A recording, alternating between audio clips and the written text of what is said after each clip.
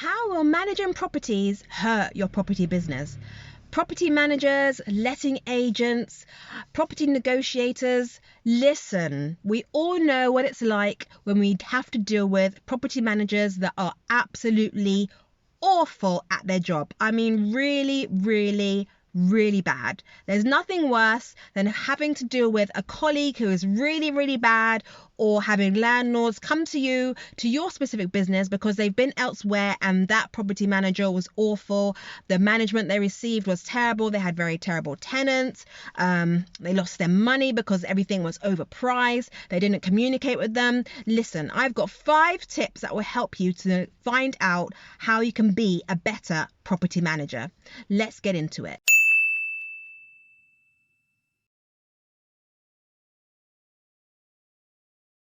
Number 1 is delegating. You need to ensure that you delegate in your business. Now, some people think that the best way forward is to cut costs and just do absolutely everything themselves, from little maintenance jobs like, unblocking a sink, or from, not using any third party, assistance. So they do all the referencing themselves. They don't get any help to do any viewing. So they do all the viewings, they do all the inventories, they do absolutely everything in their business because they don't want to hire anybody else. They think it's too expensive. This is a very bad mindset. You need to be able to delegate in order for you not to be the blocker in your own business. So by delegating, you're able to expand your business. You're able to provide fantastic customer service to your landlords and to your tenants. Now, by delegating, you can either have full-time staff, part-time staff, freelance staff, or seasonal staff. So obviously, if you have employed staff or part-time staff, those are going to be, kind of costly measures, because they can work from home, or they may have to work in a specific office space. You've got to provide them IT, computers and a mobile phone and their own company car, things like that.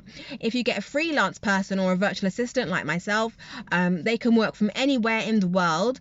They can work literally in the same town as you, in another country. As a virtual assistant, it's always best to get someone who knows the industry a little bit, because the benefit of having a virtual assistant is that you don't necessarily have to give them a lot of training. You give them specific tasks they have to do. By delegating, you should definitely have standard operating procedures, and this is documenting everything in your business. So everything that you do in your business, from getting tenants to getting maintenance staff, everything is documented. So if you need to delegate the specific area of your business to somebody, you have a standard operating procedure for it, so you can give them a link to that standard operating procedure and they can get on with the work for you. So do not scrimp when it comes to delegating, because this is very important, and this will help you to be able to grow and to not be a block in your business, and to not then come across as a very everything to everyone and become a very poor property manager. So delegate and delegate again. Number 2 is tenant priorities. Now, when you are called a bad property manager, that's usually by the tenants or by the landlords. So firstly, the tenants. You wouldn't have any property management business if it wasn't for you to be able to fill the property with good quality tenants. Now, in order to find good quality tenants, you need to make sure your referencing is on point. You have some fantastic referencing. Either you get an outside agency to do your referencing, or you do the referencing yourself. If you do the referencing yourself, just make sure that you do all of the appropriate checks to get every single scrap of information you can about this specific tenant. Also, when the tenant then needs something, once you've onboarded them and done the inventories are a must. Lots of people try and miss out doing the inventories. That's a very bad idea. But make sure you do the inventories, and when the tenant is actually onboarded in your property and they have any issues, you solve that ASAP, because although you're the middle person between the landlord and the tenant is going to see you as pretty much their landlord. They don't really care, to be honest, about the landlord. They are dealing with you. You are their point of contact. If their bed is broken and they need to buy a new bed, they're going to come to you. You obviously have to go to the landlord and ask for the money. But if the landlord isn't paying, the tenant is going to be, upset, and they're going to think you're not replying back to them. you may have to go out of your way and use your own money to take and pay for the bed, and then literally just invoice the landlord afterwards. Because there's sometimes landlords are very slow with responding to, you know, your messages, and the tenant is the one that is suffering. They're the one who's going to then, you know, tell the world that, you know, you have not replied to any messages. You're going to get really bad Google reviews, you're going to get bad Trustpilot reviews, and you don't want that, all because the landlord isn't replying back to you. You can do your best. Obviously, you're in the middle, you're the mediator. You have to make sure your tenants are happy. But obviously, you know, it's the landlord's asset. We understand that. We understand that, you know, the money that is being spent is their money. So we have to make sure we get, you know, good quotes from reliable, fantastic tradespeople, so that we're not spending above what we're meant to. And we're not spending, you know, very cheap because, you know, we just need to get it done quickly. Because, you know, spend once on something cheap, you spend it twice, as my mother has always said. But anyway, make sure, you know, you keep your tenants as a priority within your business, because they have the ability to bring your business all the way up to bring it all the way down, just by them speaking to all their friends, family, and putting their voices out there on social media and, you know, Google. That's what you don't want. You definitely don't want that. So try and keep them top of mind and to respond as soon as you can, even if you're not able to fix things straight away. Just responding back and letting them know what's happening, how it's developing, what the landlord's saying. Once they know what's happening, they're pretty much, you know, very much more comfortable with the process of how things are going. So keep them top of mind all the time. Next is having, number 3, an emergency fund. This isn't always, you know, something that I've heard many people talk about in their businesses specifically, whether it's, you know, a property business or a letting business or even a laundrette business, any specific business. Whenever I hear the term emergency fund, it's normally about, you know, individuals' personal money specifically. But in a business, it actually makes perfect sense to have an emergency fund, especially in a property management business, because there's going to be plenty of times when things need to be done on behalf of the landlord, and the landlord is not able to pay, or they don't have the money right away, or, you know, something like, you know, COVID could happen. That's clearly a once in a lifetime type of, you know, situation, but you just never quite know what's going to happen in the business, especially if you yourself have properties in your own property management business, and, you know, interest rates go up, or, you know, a client, a staff member is ill, or, you know, they decide to go on maternity leave, or, you know, anything in your business could happen which could have a financial detriment on your own, you know, financial situation. So by having an emergency fund, this would ensure that you have money set aside to deal with any issues that take place in your business, and therefore, you know, any issues that happen in your business won't be affected. Since COVID, so many businesses have closed down because of, you know, not having any extra money, no income coming in. The clients have dried up, you know, landlords have left, you know, their reputation got really bad, so they wasn't able to, you know, ride the wave of, you know, that specific period of time. So by having an emergency fund, and, you know, quite a lot of people say for personal, you have 3 months minimum to, you know, a year's worth of emergency fund. Imagine if your business had 1 year's worth of emergency fund. No matter what happened, you know, however the business was running, you would know that the business would definitely survive for 1 year. So definitely have an emergency fund for your business. Number 4 is to remove paper from your business. Now, this should really go without saying. As a virtual assistant, it's very rare, to be honest, for me to have paper all over the place. I much prefer to save everything online and use software as much as possible. When dealing with property management, you know, working with clients that are property managers or letting agents or real estate agents, it's very difficult to be able to work with somebody remotely using physical paper, and that is with every property manager. They should also try and use as much software as possible. Get rid of paper, because obviously, you know, we're in a time now where, you know, global warming and all those sorts of things are taking place. We need to do our best to, you know, make sure that we're doing what we can for the environment as well.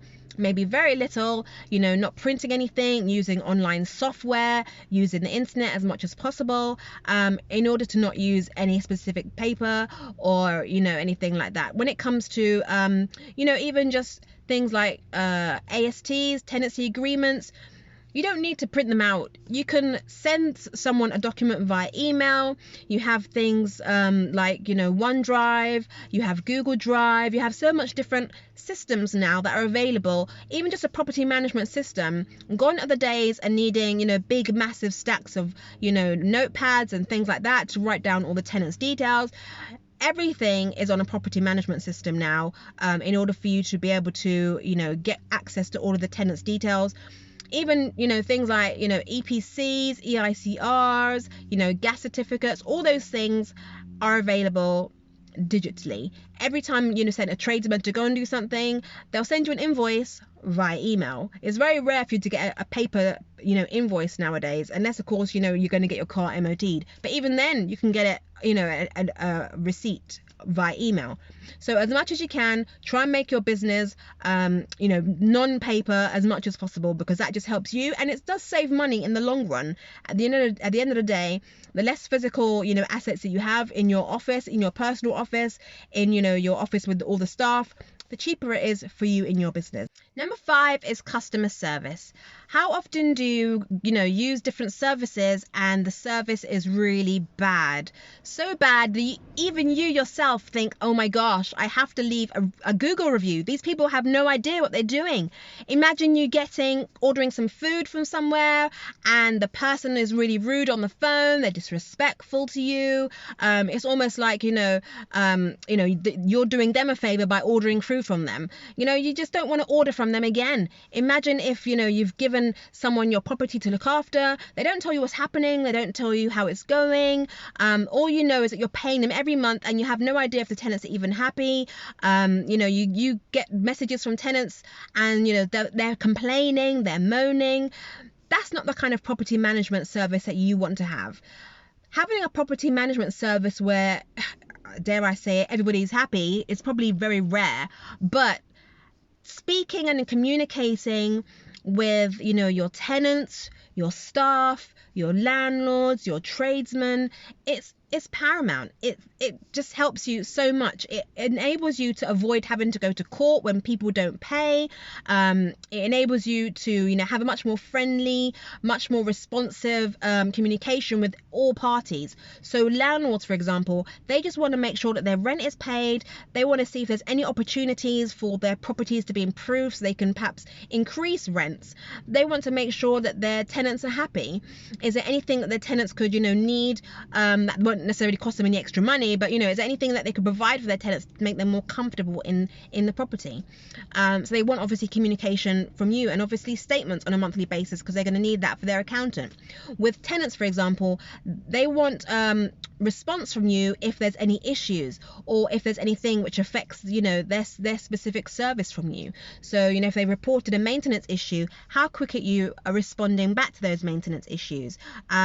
If they're coming on board, how soon are you able to book them in to move into the property? When is the inventory going to be done? How soon will they get a copy of that inventory? If they're leaving the property because they found somewhere else, or they're basically whatever reason they're leaving, how soon do they get their deposit back after they've moved out? Because there's nothing worse than ending the relationship badly after they've had such a wonderful tenancy and they didn't clean the property well. You didn't let them know that the cleaning wasn't up to scratch. They've left the property, they're expecting to get their full deposit back, and all of a sudden they've had £400 disputed with the DPS or TDS or My Deposits or whoever the deposit is saved with. They want to know how the process is going. So communicating with your tenants is absolutely fundamental. And obviously communicating with your tradesmen as well. Whether you have regular tradesmen or you have new tradesmen, you need to communicate with them. If they're giving you a quote, then they need to know if you're going to use their services or if you're going to use somebody else's services. If you're literally going with them because you want to, get a quote, you're speaking to like 4 different plumbers and you want a quote from all 4 plumbers, there's no harm in letting them know you want a quote. If you know what the work is, work that needs to be done, then let them know in advance so they don't have to literally come visit the property, have a look at it, then give you a quote. If you know the information beforehand, send them the information, then just ask them. how much will this specific work cost, because that will then save them time from coming to view the property or the issue when there's no need. And therefore you have all the information you need. Going back to the people that you haven't chosen, just saying thank you very much, but we've received a cheaper quote, or we've received this.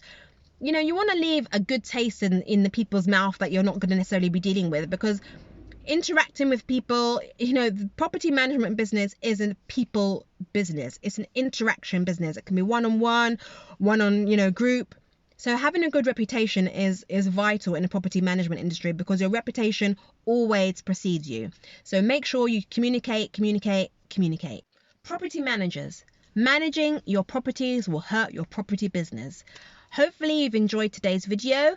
Please watch the next one, because I have so many tips to share with you. As a virtual assistant, I've worked with very many people within the property industry: letting agents, estate agents, real estate agents, mortgage brokers.